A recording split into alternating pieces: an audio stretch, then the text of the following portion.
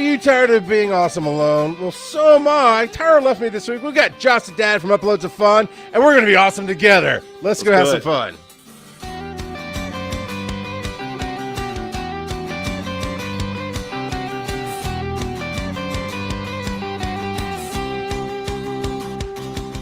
Oh, Josh, how are you doing this evening? I'm doing good, Charles. How about you? I am great. Hello. Better now that you changed into a jersey? Yeah. I had my work shirts on today. I was like, hey, I really was just standing up to adjust it. Then my wife showed up with my jersey. I'm like, oh, cool. Now he's going to think I'm a diva. That's great. That thought never crossed my mind, I swear. Well, your check's in the mail, sir. I appreciate your candor. Tonight, Tyra is out and about. She is, her and her sisters are a part of a charity board, and they're having their board meeting this week. And so it worked out magically and awesomely that Josh is here. We're talking about keeping it safe, safety first, being online. It should be creating online while keeping your family safe. Because if you've been living under a digital rock and you don't know who Uploads of Fun are, right now, go ahead and look them up. TikTok, YouTube, Facebook, everywhere. If you really want to, you could probably find them on Friendster, but that's a hack. I don't know about that one. But Uploads of Fun is amazing content. And you've been doing it for how many years now? We are in our 6th year of creating content. Yeah, we started in 2019. And we started on YouTube, and that was started, grow on TikTok, and then started, syndicating our content everywhere because I quickly found out that I kind of wanted to do this as a job. It felt like a passion of mine once it started, and the kids love it. And since 2021, I've been doing this full time. So I feel really humbled to be able to do that, and really just want to thank you for having me on the show too. Appreciate it a lot, and excited to be at Dragon Con. Yeah, we're excited. So I'll go ahead and tell that story, and we'll probably tell it again at Dragon Con, just because that's how I like to go. But as a director of digital media track at Dragon Con, when any guest level or attending pro level person comes through, if they're not already known to the con, then they send them my way and say, hey, would you like to use them? And because each department has basically a guest budget to spend on what you need. And so if you need a lot, we get one. If you don't need a lot, we get 15 people, whatever. So they reached out, and I'm like, oh my God, yeah, I'm pretty sure I know who that is because I've watched them off and on for a couple of years now and looked you up. And I was like, they want to come play with me? Oh yeah. How about to pay them whatever they want, but just give them first class tickets. Let's go. So, and it balances what we do. Cause I don't even think I've told you this yet. You will be the first family oriented, like that is your target audience guest that my track has had since I took over about 6-7 years ago.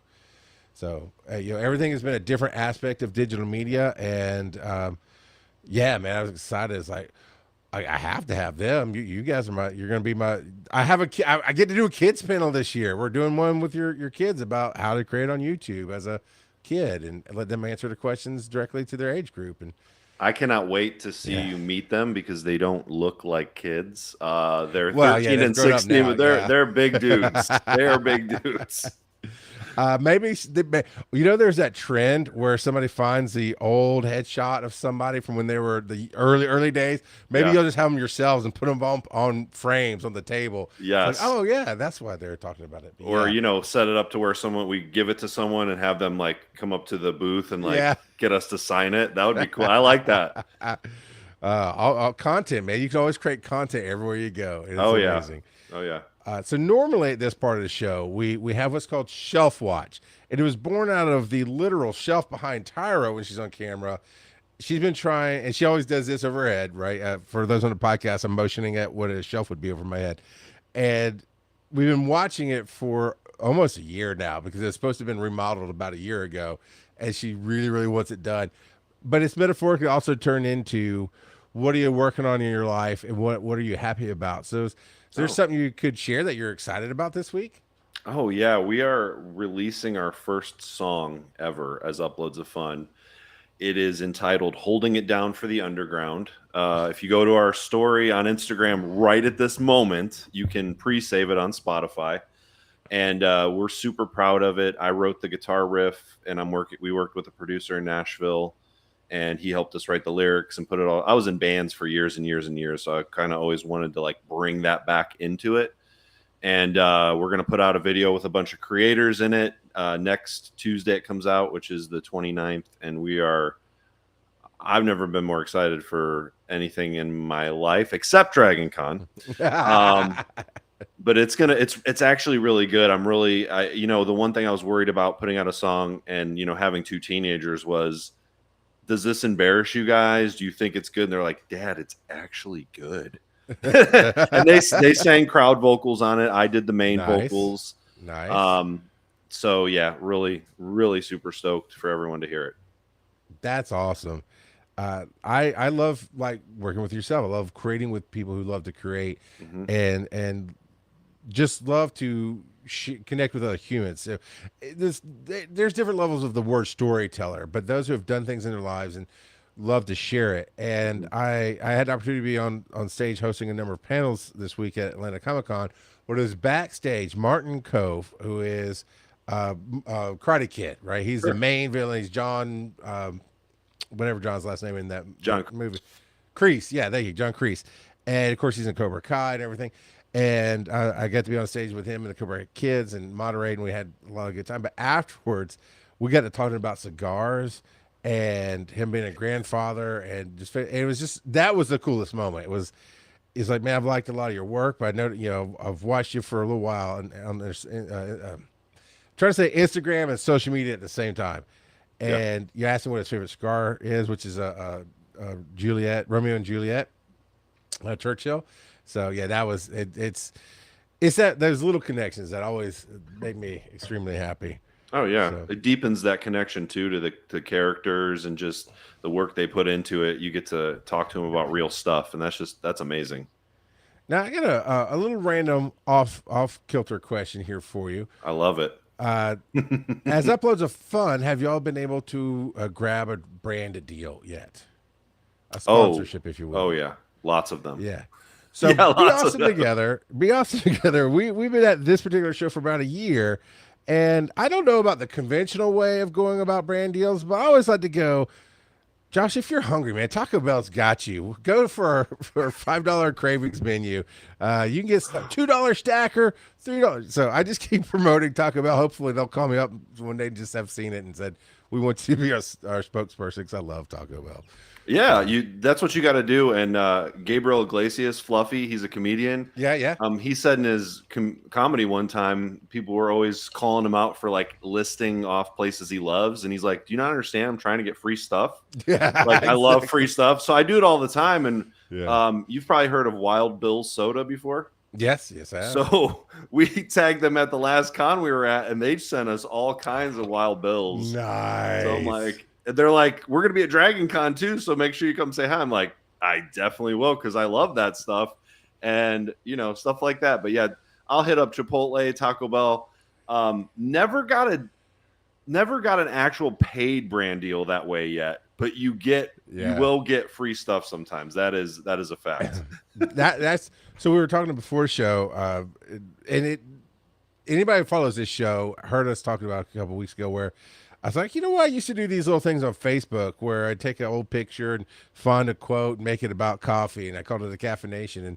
And Tyra said, well, you should do that, because I was trying to figure out how to get on Instagram again. I mean, I do photos, but how to get media on Instagram and this and that. And she goes, do that. It's a minute short. And so I've started, like 1 out of 5, I'll talk about the brand of coffee I'm drinking this morning just to see what happens. But yeah, that's you put the love out there, the love will come back to you at some point. So what coffee are you currently drinking? Like, because I love coffee, by the way. I don't know if you know that yet about me. I do not know. Yeah. Okay, new spinoff show, just coffee talk with the dads. I love Starbucks. I'm a fiend for the Starbucks roast, but my all-time favorite, and I believe it's only local. So if you ever come this way, I mean, we have to go south. So you have to. It can't be Dragon Con. We're too busy. But any Okay. other time you might pass through this way, we'll go down to Macon, and in Okay. Macon there's a place called Z Beans, like the letter Z and beans, and it is by far the best coffee I've ever had. And it's coffee with a mission. The guy who founded it, really, as part of his thesis, was doing research on the whole coffee industry, and found out that the people who grow it get pennies on the dollar, and there's all these middlemen that get all the money, and Yeah. and so he decided just to cut that out, and he went straight to the source, and it's all ethically farmed and sourced stuff that he buys directly from the farmers, and they get the biggest piece of the pie, and somehow that actually makes the coffee taste better, I think. Oh yeah. That's awesome. Yeah, we'll have to definitely try that out. What's your favorite right now? Oh man. So there's a coffee shop in Austin, Texas called Proud Mary. And that's probably the best coffee that I've ever had. And I've ordered a couple times from there, but normally I'll go to Whole Foods and get like Intelligentsia or something like that. Okay.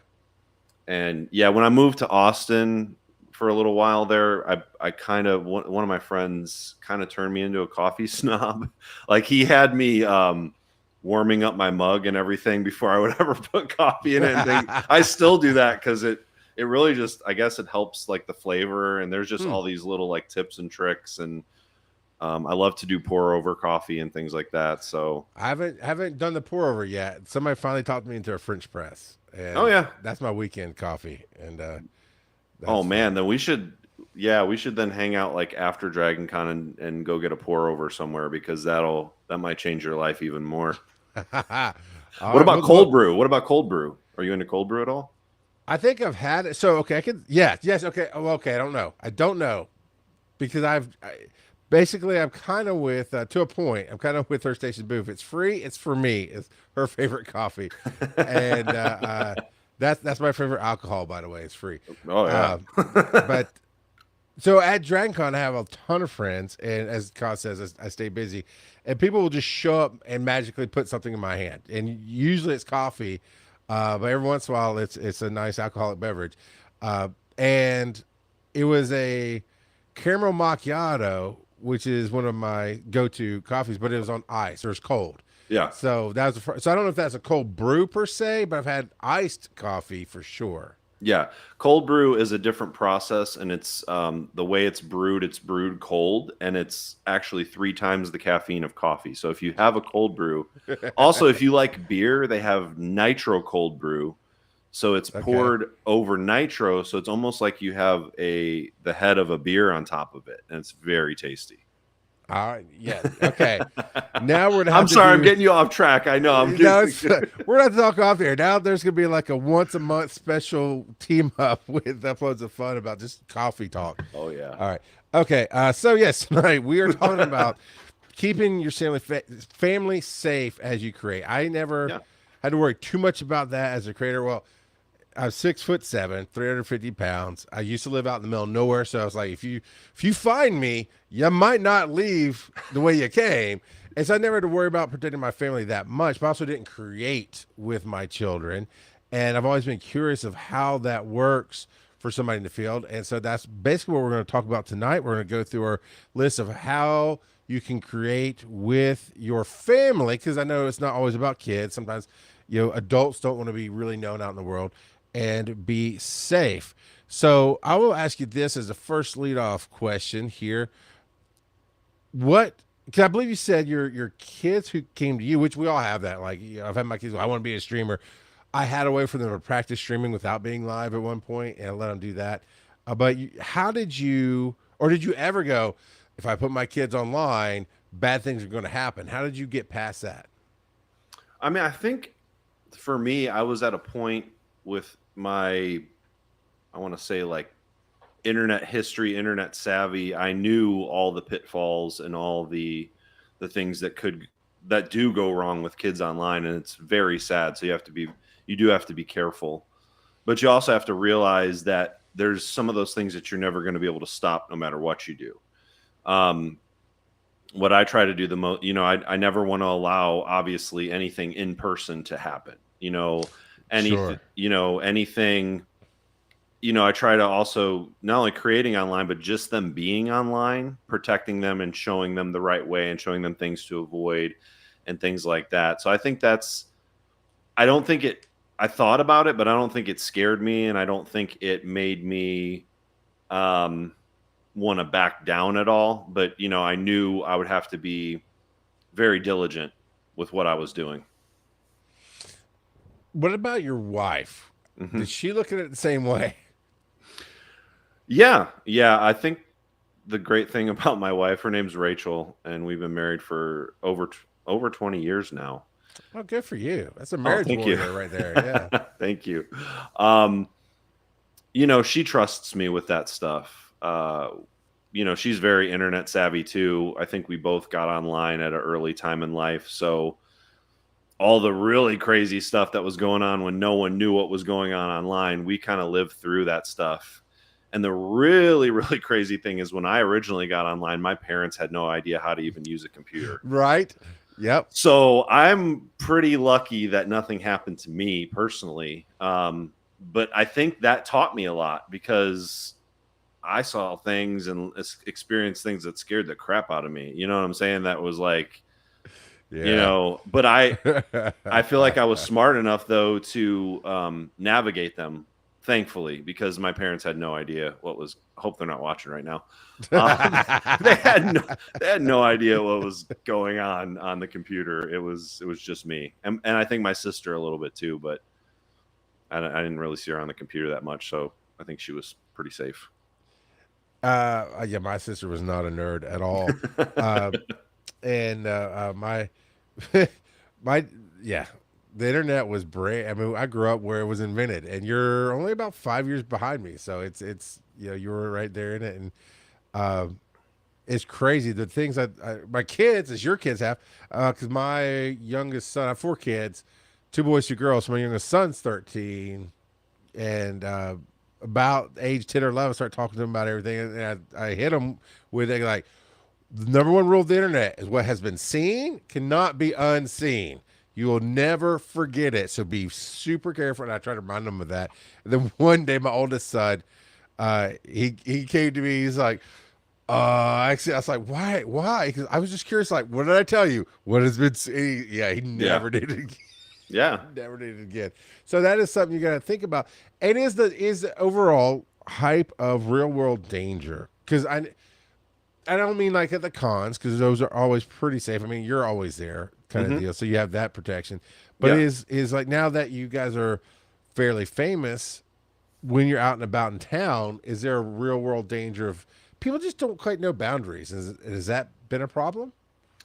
It hasn't been a problem except there was one time a bunch of kids followed my kids into the bathroom because they wanted to get a picture with them, which they were younger. My kids and my kids were like, "Dad, they followed us into the bathroom," and I was like, "All right, let's just go," kind of a thing. Yeah. But what normally happens in public because we get recognized in public a ton, which I try not to toot my own horn because when I say that to people, they're kind of like, yeah, okay. I'm like, well, go to our Instagram and just look at all of our highlights, our highlight reels. We filled up almost 3 now with pictures of fans in public.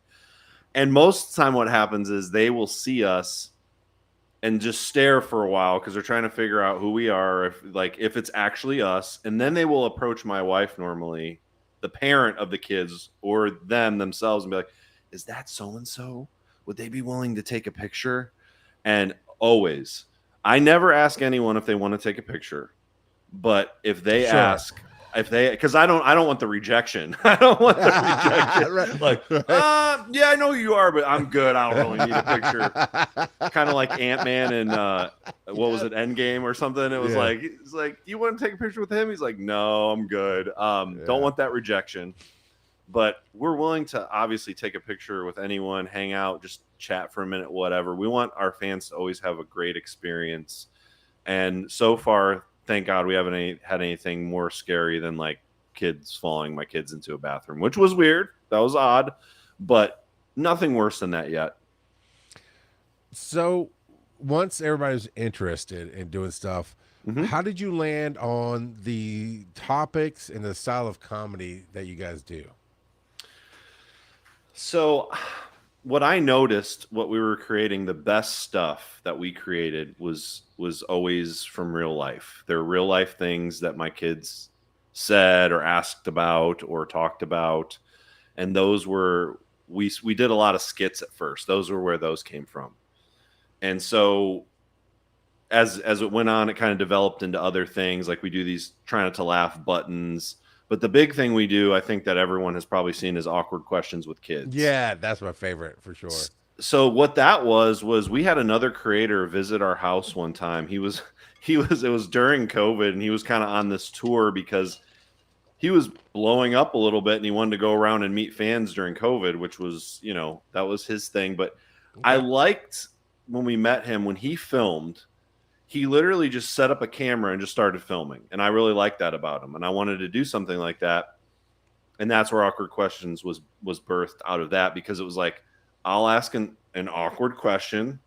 I'll get their really like their crazy answers, which some of the answers have just been gold, like not something you would ever expect them to say. And that's kind of been our thing. And then we've also done Kiss, Marry, Smack, which is another version of that game. Yeah. Whatever, Kiss, Marry, Kill. People get mad that we say smack instead of kill, because you shouldn't smack certain people that we're talking about. But it's okay to kill them. But it's okay to kill them.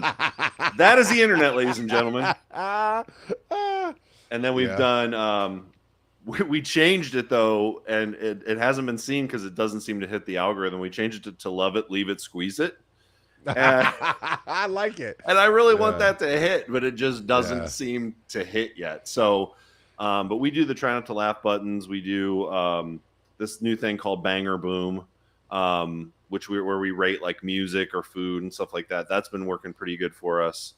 And but we're always trying to develop new stuff. I don't like to be stagnant, and I don't ever want to be like a one-trick pony. And the more we develop, the more fans we have, and the more people that see us, or like agents and production people and movie people, they want to see that you can actually do something. I think people see a big following sometimes, and they're like, oh, that person's talented. They go to their page and they're like, no, they're just good at social media. And not that that's a bad thing, but that's not what I want for us. Especially my kids, I want them to have something to build onto even more. Real quick. So Joseph Ard is my co-host on Wise and Nerdy. He's looking forward to seeing more of you at Dragon Con. Yo, what's up, Joseph? Don't give him a big head. Don't say hi to him. Earth Station Boo says that they've had the same issue saying kiss instead of the other word on their show as well. Yeah, that is the internet, ladies and gentlemen. It is just you can't win. So, well, in that flip of everything, what about online harassment for you or your family? I mean, like real, I'm talking about the across the line bad stuff. So for the most part, what I've noticed, if we get anything like that,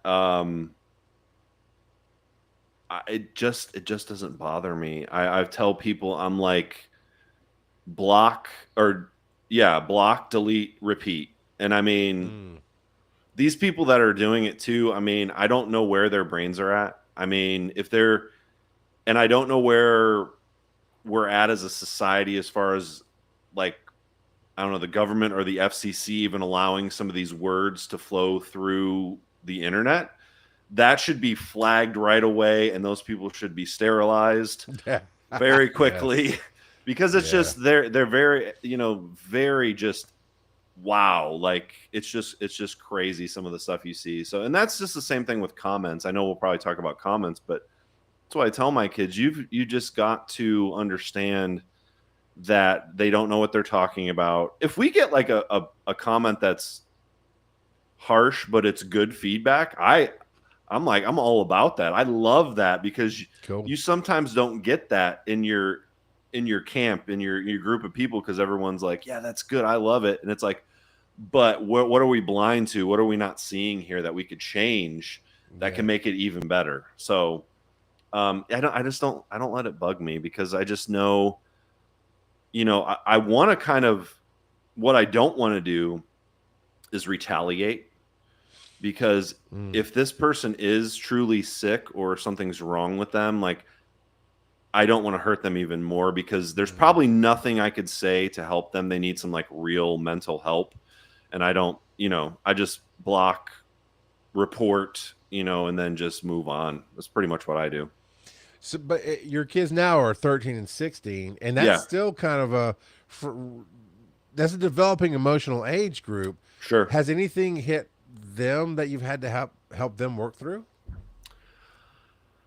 I'm trying to think, but I really can't think of anything. We have like this internal thing, since they're both starting to like try to grow facial hair. I'm trying to be quiet so they don't hear me, but they got like, like when you first start growing facial hair, it's like the neck beard kind of thing. Yeah. So I'll give them crap about it. And then I was like, I tried to use the comments to like tweak the fire a little bit, like poke the fire, like add to it. Sure. I'm like, look, somebody said you had a neck beard. And they're like, I don't care. I'm like, dang it. I did too good of a job, like protecting them. And now they just don't care. So, my son, both of my kids actually have had issues with basically online chat and games, right? So the boys game and they have that.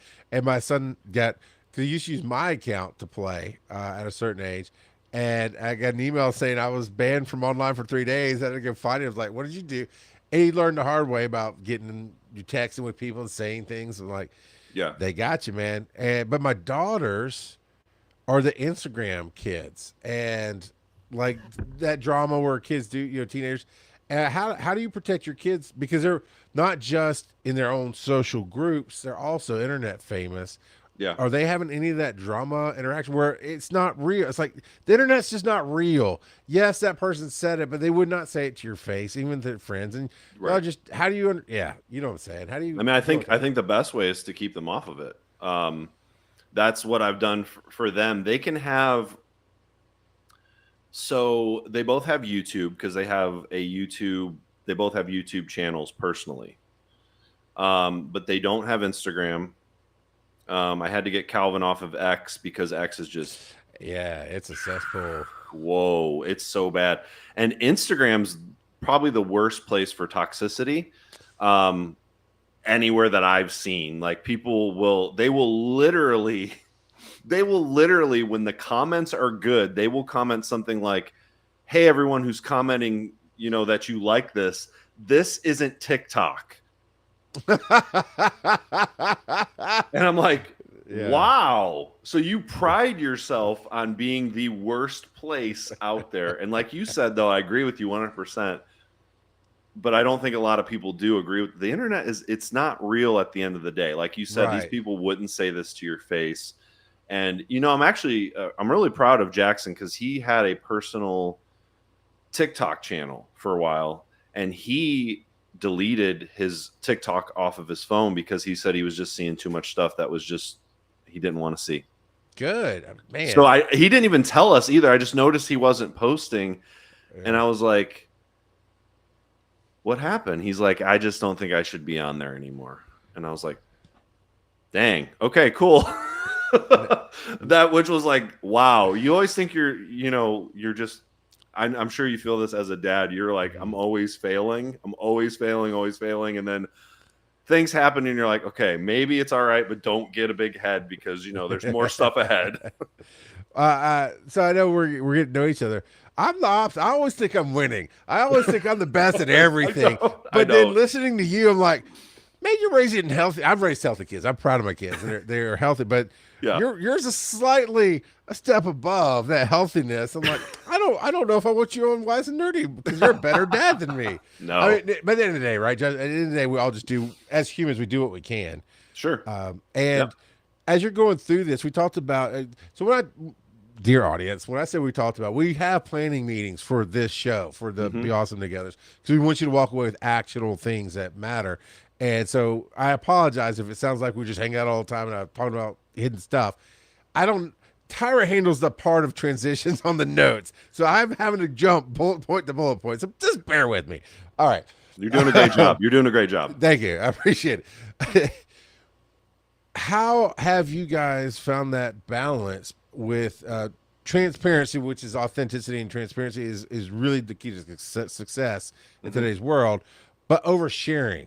right? Because you do worry. Obviously, you've told 2 stories about it. You worry about embarrassing your kids, Yeah.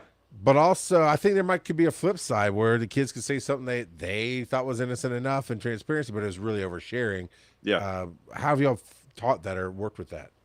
I mean, like when we do a skit, we write it together. Obviously, we write it, and if there's things in it that are from real life that we just don't want to touch on, but we get rid of it. But also, a skit is a good place to hide it within a character or something like that. Okay. You get away with a lot more with characters too. There's a lot of characters that we do that we're going to introduce back into the content because people at cons are asking us, like, where are these characters? And we're like, how do you even know about that? Like, we didn't think anyone was seeing it. You know what I'm saying? But then with like awkward questions, it's just no holds barred when we're sitting there because everyone has a say in the edit. Okay. So we did one recently that went kind of viral for us where Calvin got some books in the mail from Amazon, but in that box was a box of condoms. So, and because the books were manga and the condoms were magnum,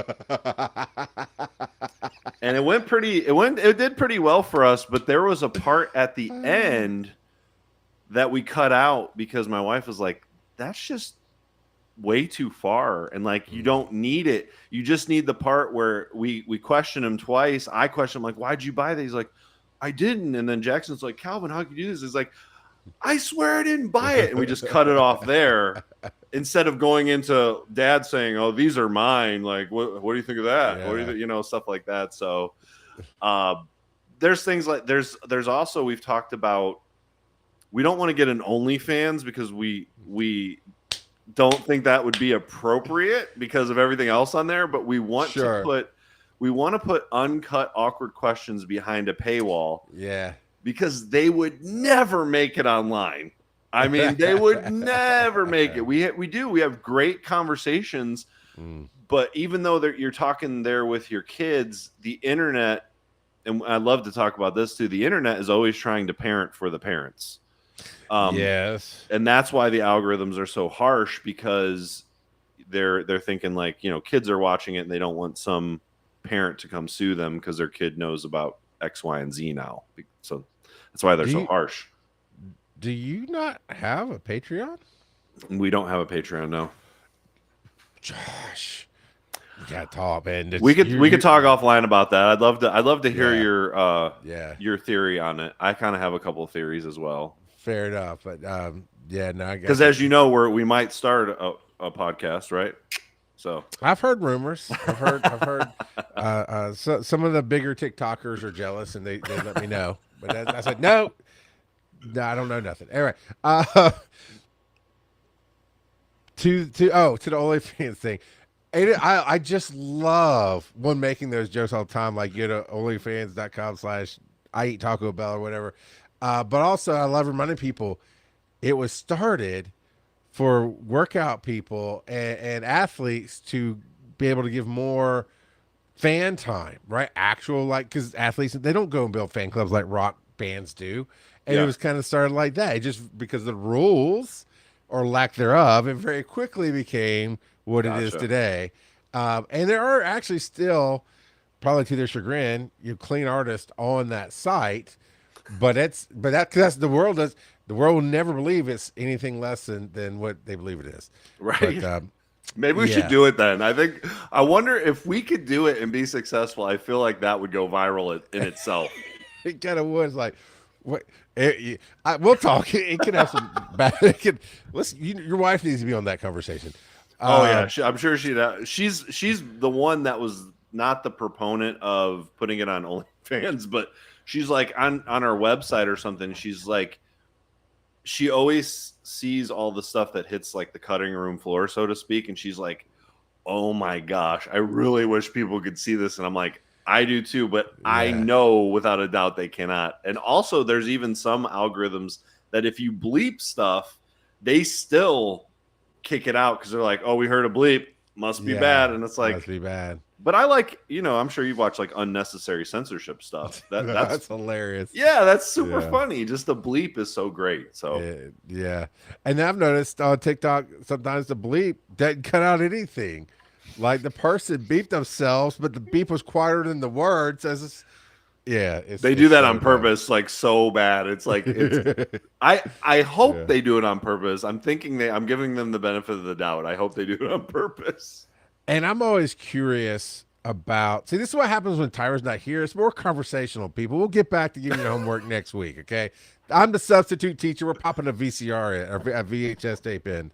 So, I wonder if the algorithm ever actually shut somebody down for saying the other word other than unalived and saying pew pew or saying the real.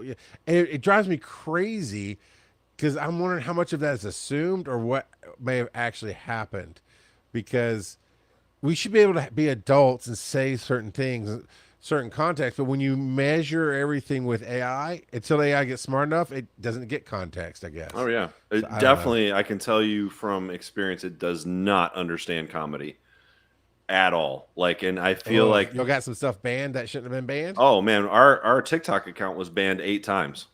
Wow. Like fully, like went on, opened it up, and it said your account has been banned. Download all your stuff here.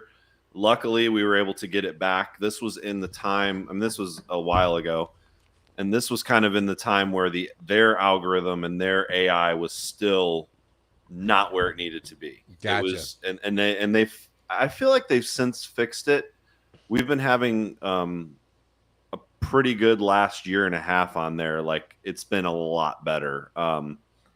But yeah, and sometimes I can't figure it out, man, because it's like some things I'll put up there and bleep, and then on the next video I won't bleep it, and that video will do better. And I'm like, I don't know which. I wish there was a list, but they don't want you to win. I mean, they really don't want you to win. So they're like, let's make them guess. You were talking about metrics earlier, and I guess by default on Instagram, the notification for what you did with metrics pops up.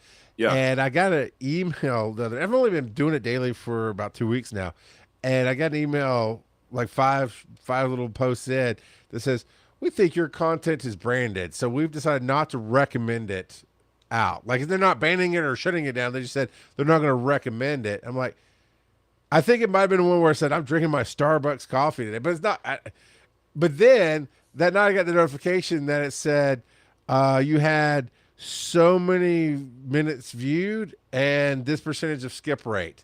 I'm like, I just don't believe you. And I don't care. Why are you trying to shove numbers down my throat? Well, if somebody makes a comment, I care. If they don't, it could have a million views. It doesn't do anything for me. Yeah, we were talking about that earlier, though. I mean, they show you all these good numbers, and they tell you why the video is not performing, right?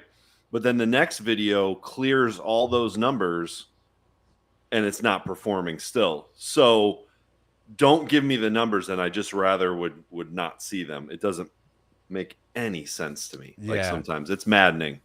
Yeah. And I've been in podcasting and digital media since 2004. So really, really early, like first year of podcasting, and watching how things were tracked and seeing how it changed. And some of the companies were being very transparent. Like Blueberry was one of the early hosting platforms for podcasting. And Todd was always very transparent about what they're learning about algorithms and what, as things are built, and tracking and trying to get you real numbers and not deflated or inflated numbers. And it got to the point where I think they just gave up, because you just can't. You can spin numbers any way you want. Yeah. So that's why I'm like, I hate the term engagement too, because that can be like, but if you get on well, I love when you heart my TikToks and my videos. That's cool. But when you make a comment, that's cool. Yeah. And that's really where I like, let's chat, let's interact. It's fun.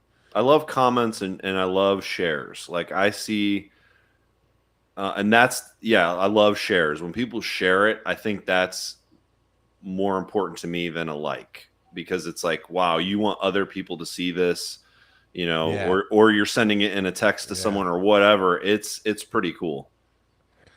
Yeah, I I love when somebody does the instead of just sharing it, they tag the person in the comment. Yeah. I'll click on that person, go to their thing, and send them a message like, "Hey, your friend said you should come watch my video. Come watch my video. I think you're awesome." And That's I pretty just have great. some fun with it.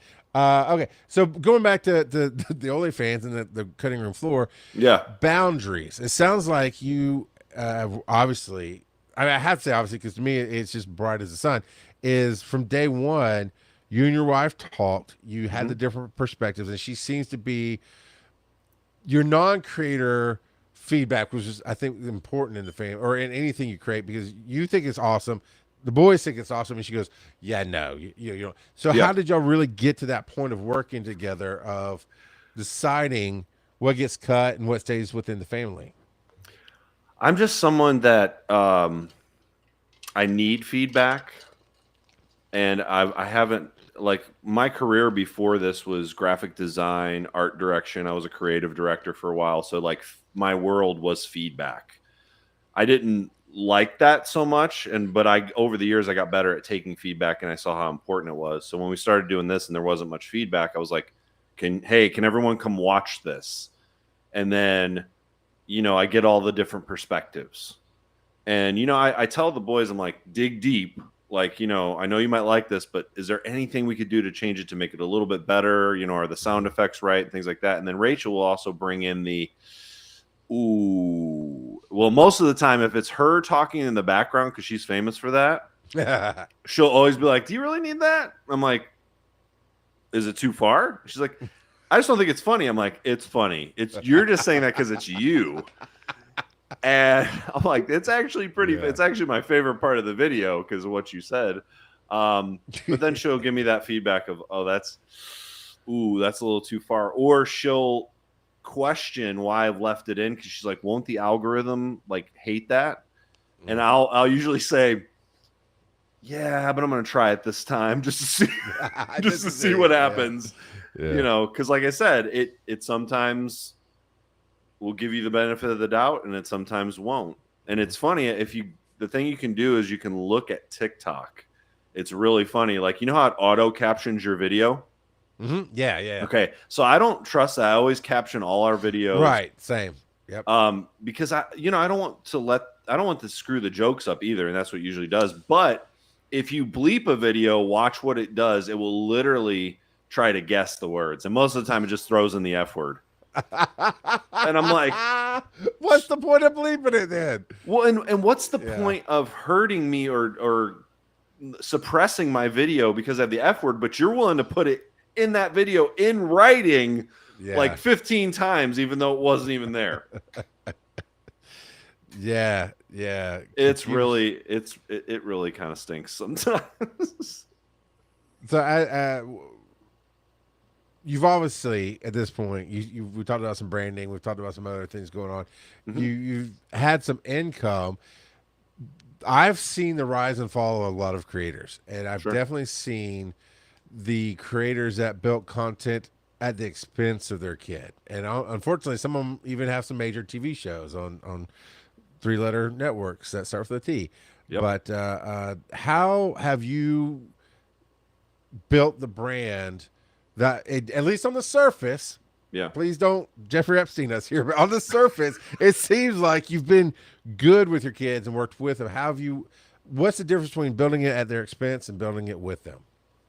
Well, I think, when we were talking about the show, I told y'all we have asked them from the beginning. You know, they wanted to start this, but as time goes on and things get more intense and there's more work to be done and everyone's got to pitch in, we always ask them, hey, do you still want to do this? And, you know, tell us why. And then we'll tell them, if you don't want to, that is 100% okay. And that'll be it.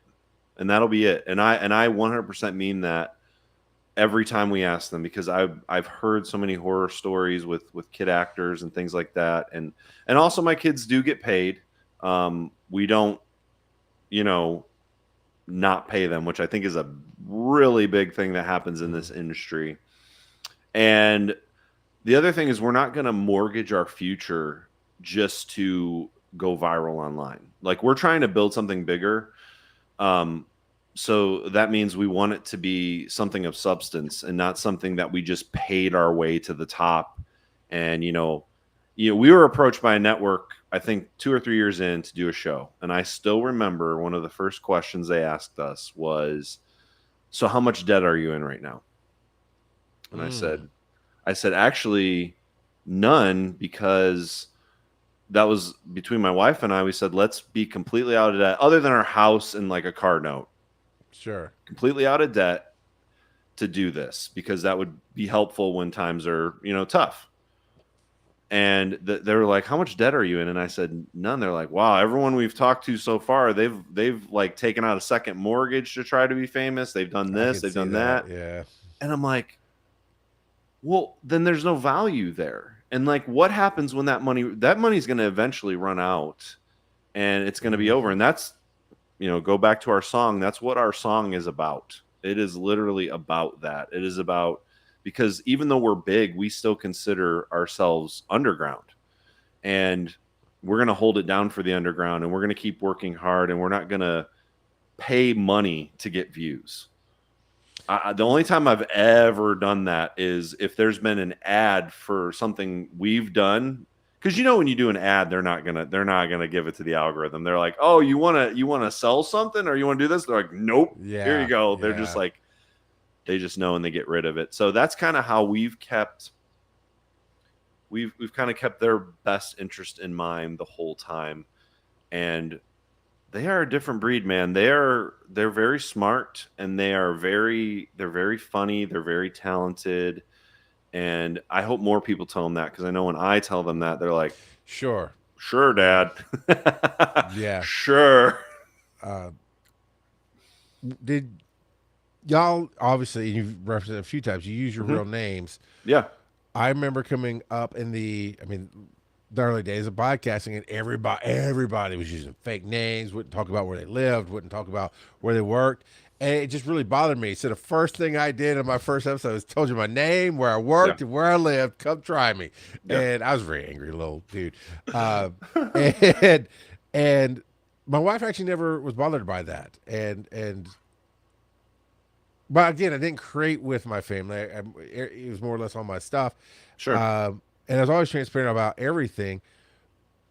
But I was never going to do the pseudonyms and the fakeness. What made you decide to use, with your kids involved, use your real names and not nicknames? I never honestly thought about that. It never made me think twice to use their names. Now thinking about it, I wish I would have used a stage name, because like I do want to do some acting at some point, and I'm like, oh man, I got to get a stage name. Like I wish I would have already done it, so it would have been more established. But we don't really put our last name out there. I think that's probably more important than there. You can find it. It's pretty easy. Like people find our number and our address, and it's just like you try to get rid of it. But you'd really have to just wipe yourself off the face of the planet anymore. Like, it's not, it's pretty hard to do.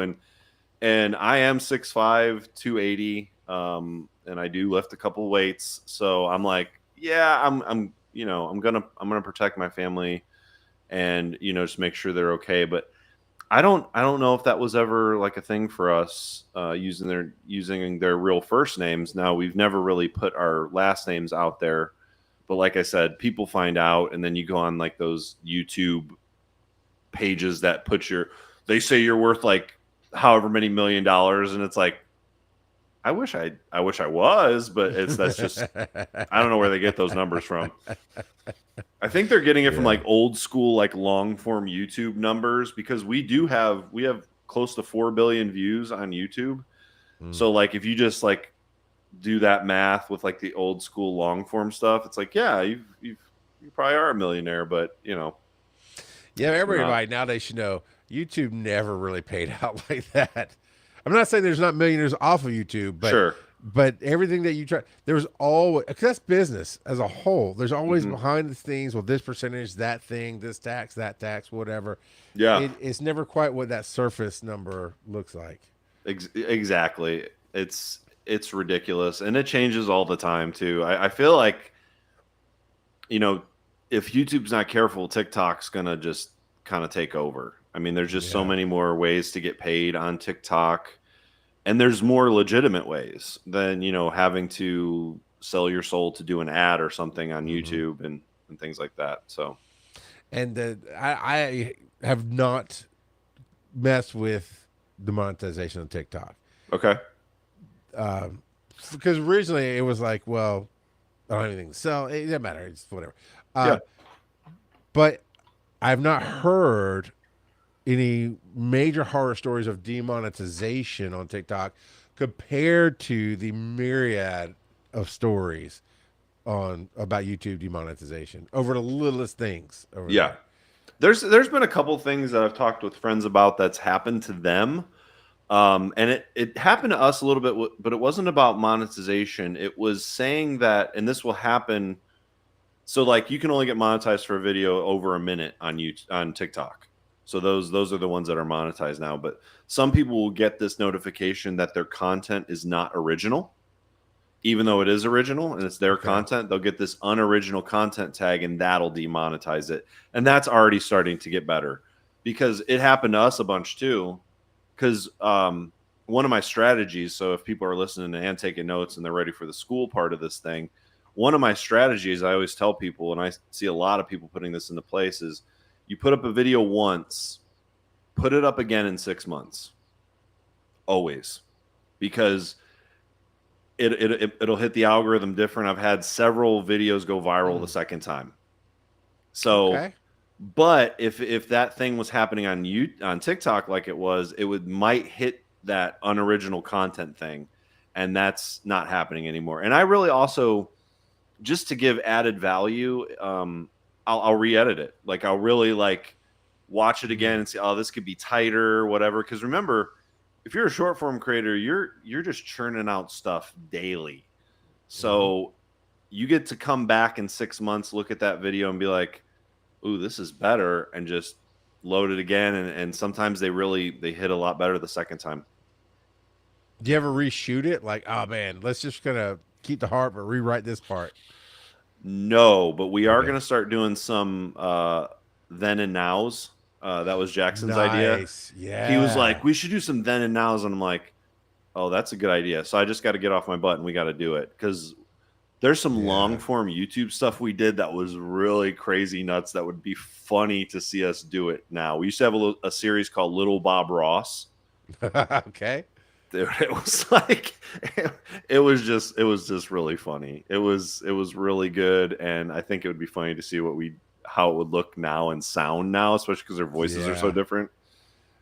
That's great. I've loved the trend that we've had nowadays of sequels that are real time in years, separated in the movie world as it is in our world from where we saw them. And so that's where we're coming with podcasting and everything else. So I mean, you've been at it 6 years now. So that's hilarious. Yeah. Before we jump on to that next question, Earth Station Boo says that recently they had a bunch of people in the Creator Fund get kicked out because the TikTok AI wanted them to become a business account and sell from the shop. So that just sounds like an algorithm kind of thing. And a friend of mine, Stoner Gump, he makes a ton of money on his books. But people also clone his books, or I don't even know how that works, where he's offering his own content. But if you go to the shop and look up his book, there's 15 different sellers, and I don't think he gets a cut of any of that. Ooh. So I'm not sure I don't even know how that works. Yeah, I have heard the thing about, I don't know about the AI part, but I have heard in a couple of videos about a TikTok business account, like those accounts would get demonetized. And I really don't think you want to be a business account unless you are a business, and you are, well, a business that sells a product, or like a restaurant or something like that. Yeah. We are a brand and we are an LLC, but I would never make a business account, because it doesn't make any sense for us. And they would probably take the money away, and we would probably have to start promoting, putting money behind every one of our videos, because they'd be like, oh, it's a business now. they can pay for Yeah. ads or something like that. And it's like, no, Yeah. Yeah. It's we like, want it to be organic. and the business world will, just because you put business on it, they'll charge you for things that they Oh won't yeah. charge. Yeah. All right. To swear or not to swear? That is the How question. did you land on that? Because I've always been real with my family. And some of my best videos that I not only love, Yeah. but did well was having my kids swear at me or something on my camera. But how did you decide Yeah. what to do or not to do in that realm? Well, growing up for me, it was like the ultimate sin in the house I grew up in. So I quickly realized that it wasn't true that if I swore, I didn't like instantly end up in hell, like on fire. And I was like, oh, Yeah. okay. And I learned it was more about context than anything else. And they're just words. And they are, they can be used, they can be wielded like a sword, or they can be used in comedy and they can use to make things funny. But like, we were talking about unnecessary censorship. That's a lot of what our videos were at the beginning. They weren't really swearing. It sounded like a swear word because of the bleep, and that was just hilarious to all of Yeah. us.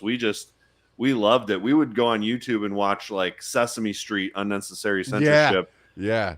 They're like the best thing in the world. It's really funny. So, Yeah.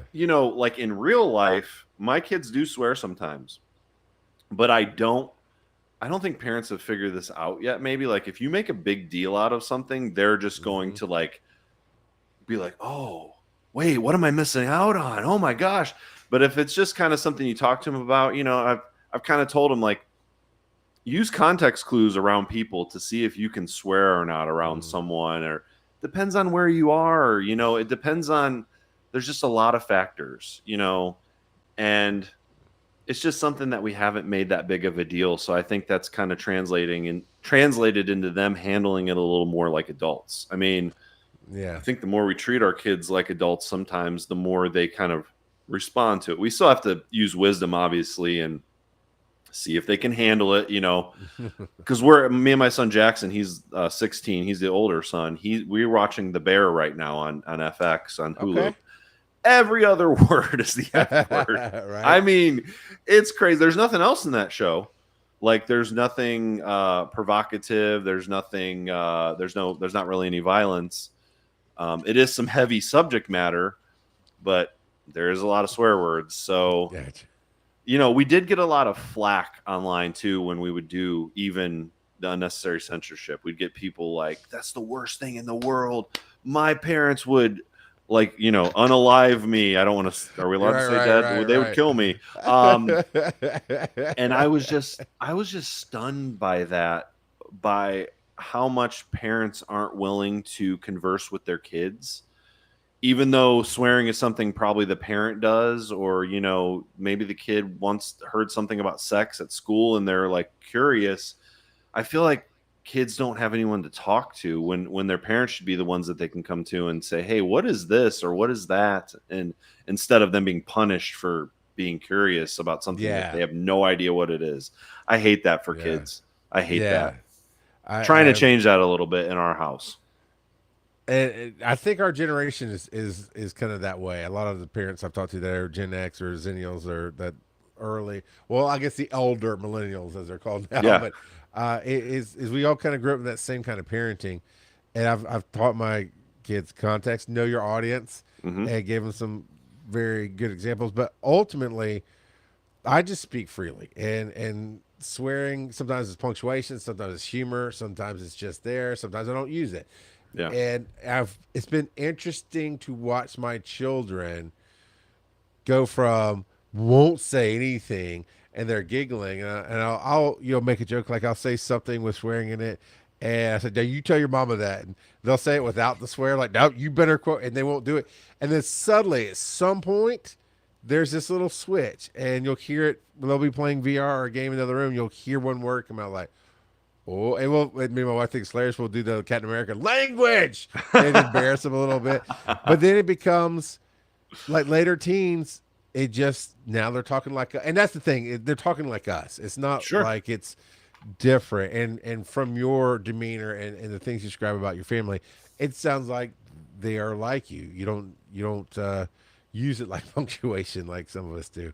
Yeah. And I did learn an early on lesson in media about comedy. It's a lot more difficult, but a lot smarter and funnier to figure out other words than just taking the easy way out and using Yeah. the standard 4-letter words. Yeah. That was some of our biggest videos early on when people started harping on us about that. What we did was we would just take like let's say like streaming services like Netflix, Hulu, Mm-hmm. I'm trying to Peacock, make those into swear words, and those were some just phenomenal videos for us. I mean, we talk about it on our TikTok stream all the time now because people will still bring it up. You guys used to cuss.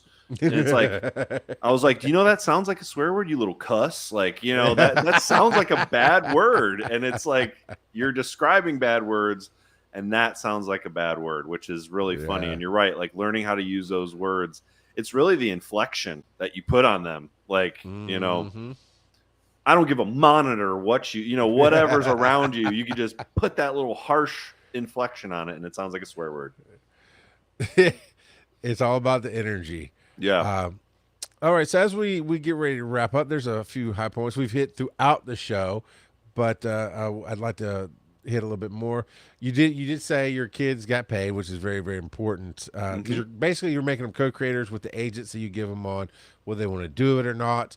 Yep. You're making them co-creators by letting them have creative input and then earning income based on what they did, and that's all very valuable. Man, that's probably the most healthiest thing you could have done. I've tried some of that with like work and we don't do allowances in my house, so there's work.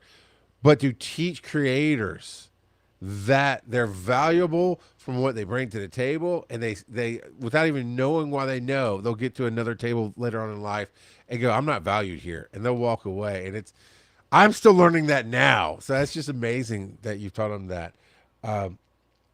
And then the awkward questions, which gives them a place to talk on air. But obviously have built up a way to converse to where you can talk off air Yeah. and have that relationship. Yeah. Protecting your kids all the way around by some content, obviously the different security measures we talked about earlier. But what about passing on skills? That's one we haven't really hit on yet this evening. Yeah, I mean, it's been really, that's one thing I worried about as a dad who's I'm not an engineer, I'm not a mechanic, I'm not, you know, I don't have any kind of trade, but I kind of do. I know, I mean, like I said, I've been in this industry for a long time. So I've done video, graphics, art direction, creative direction, you name it, I've done it because I've always worked at smaller places. So I've always had like many hats. But I've been able to see the skills just start to translate to them. Like, you know, when Calvin is doing his stream, he doesn't ask me to make a thumbnail anymore. He makes it himself. You know, Jackson does all his own filming for his channel. Yeah. So learning kind of I think one of the biggest things in this industry is like troubleshooting and learning like why something isn't working and just try to stay calm. There's a reason, even though it might not be the reason you think. And I know you probably know that for sure, doing this for as long as you have. It's been really cool to see, you know, their comedic skills, their writing skills just start to flourish, and them also wanting to be entrepreneurial. Like Jackson, you know, is starting an Etsy channel where he's having his reptiles paint. Like he's got snakes and reptiles, and he's going to have them paint, and then he's going to sell those paintings on Etsy. They're really pretty interesting, and he's just got this entrepreneurship kind of mindset. Calvin with his streaming, he's monetized his channel, and nice. And he started to stream on Twitch, and it's cool to see him look at analytics and think about trying different times when he can do it and things like that. And I just don't think people really realize how much goes into being a creator and how many things that you have to think about if you want to be successful. Yeah. So I feel like I'm trying to pass on as much as I can in that sense. And it's cool to see some of it start to translate and start to kind of see it actually happen. It's really cool. That is amazing. It's The other things that you're passing on to them is that strength and emotion, right? Mhm. They've gone through all the lessons you taught them through all this to where they're gonna be so far ahead of the game of not caring about what people think, or not caring, but you don't take it to heart like some of us do. Exactly. And Yeah. you know what unfortunately some people will get into their 80s and 90s and still not learn, and they're Yeah. learning that, and they're learning to make their own way in the world, and to see that how other people see the world doesn't change how they see it. Yeah. And that's really cool. Are they homeschooled, private school, public schooled? They are homeschooled. That started a couple of years ago. They were, and we weren't sure. We wanted to try it and see if it worked out. Actually, Jackson started first. Calvin was like, I don't think I want to do it. And then all of a sudden he was like, I think I'll try it. And then he loves it because, if they can get ahead on their work, they Mm-hmm. have more time to put towards uploads of fun, to put towards whatever they want to do. Yeah. And that just teaches them a lesson that's worth its weight in gold. Like, get your work done, like Mm-hmm. work hard. You know, our world is forever changing. And right now, like, people don't want to work sometimes. And I told them if they could just go out there, give 100%, show up, they could probably, do pretty well for themselves. It's like, it's a different place. It's a different place, but it's also, they Yeah. could also show up for themselves and Mm. still do something cool. And it took me a Mm. while to learn that and to figure that out. And, we were talking about they, emotionally they'll be ahead. And there's the one thing I think they have that I'm still, or they're learning to have that I'm still learning, is like, not falling in love with the project so much and then showing it to someone and like breaking to pieces when they don't like it, kind of a thing. And I'm like, No. Yes. oh no, what Yes. happened? And that's Yes. that's a tough thing to learn. Like, and I tried to Mm. tell the kids with their writing, especially, they'll bring me an idea and I'll be like, okay, it's pretty good. And they'll be like, it's not great. I'm like, not yet, not yet. Or there's a seed of an idea here, or I love this concept. But sometimes they do bring me things that I'm like, yeah, we're doing this right now. Let's go film it. But it's just learning, like, don't fall in love with it yet. Writing, they always say writing is rewriting. Once you write it once, you write it again. You might write it a couple more times. And then, like I said, it's short form, so you're always churning it out. So I'll inevitably see one thing after it's done that I'm like, oh, I wish I would have did that. Yeah. And if it's before I release it, I will sometimes film an extra clip and throw it in there and be like, oh, that's perfect now. That's way better. It makes a lot more sense. Because I know people want to be artsy and everything, and that's fine. And I think things should look good, and there's a place for that. But in comedy, I want to make sure it's a really quick get. Like, they get it, and it just hits them like right in the chest. Like, oh, it's funny. I get that. And that's important for me. You have failed, though, to teach them to Uh-oh. fear failure. Yeah, they do not fear failure because y'all have tried things, didn't work. You tried something else. You tried Yeah. this, you tried. And that, I mean, now I just want to be your kid. I want to go back as their age and learn all this from you, because it's decades of learning all of those hard lessons. It's amazing. I can't wait to see what they create throughout life, because they're the next evolution of creators, as Yeah. you're describing. 'Cause as I'm mentally going through my life of growing up, creating, and all the other things going, it took me this long. It's taken some people after me shorter, but they're Bane. They are Yeah. born in the darkness. You know? Yeah, I sometimes I try not to think about it too much. Sometimes I'm like, I'm 43 and I don't feel like I'm where I should be yet. Mm. But then but more often than not, I'm like, no, I'm exactly where I should be. I'm exactly where I should be. I think people are always trying to get to some kind of unknown destination, and they're just not. It sounds cliche, but they're just not enjoying the journey. And like, if I didn't go through some of the things I did early in life, and I didn't, Right. I wouldn't be able to teach these lessons, because I would have a totally different perspective. So I'm really, really thankful for where I'm at right now. And I'm going to start crying if we don't move Okay. on. All right. Okay, move on. Let's go. This is for Tyra, because I usually say something in the show which he's here intentionally just to get her to go, Charles, because it's just right there on the line. So this one's for you, Tyra, to yell at me next week. Josh, my youngest daughter's 12. We could work on an arranged marriage. I'm just saying. Yeah. All right. So next week when Tyra yells at me for that, we're also going to be talking I had nothing to do with that. I had nothing to do with that. No. No. I'm going to be in a lot of trouble next week, but right now, me says it's worth it. And I see Earth Station Moves like, dude. Yeah. Sorry. Yeah, some jokes. It's that. This is a joke, guys. Calm down. Next week, Tyra and I are going to finish up part 2 of software and apps that make our creative lives easier. And little hint, since we recorded the first one, I had talked to Josh and he turned me on to some software that I've since checked out that's now going to make the show. So it's really cool stuff. Josh, where all can they find you and your creations? The best place to do and the easiest thing to do is just go to uploadsoffun.com/stuff. And you'll find everything there, including tour dates. You'll find where you can pre-save the song, and you'll be able to find all of our social media links there. And if you can't find anything, just hit the email button there and say, I can't find this, and I'll message you right away. That's awesome. So uploadsoffun.com/stuff. Perfect. And ours, I'm going to go with the easy one. Linktree is Be Awesome Together. My Linktree is RGOP42 for Rock God of Podcasting. And, of course, 42 is the answer to life, universe, and to everything. And we're still working on everything else. But good news, everybody.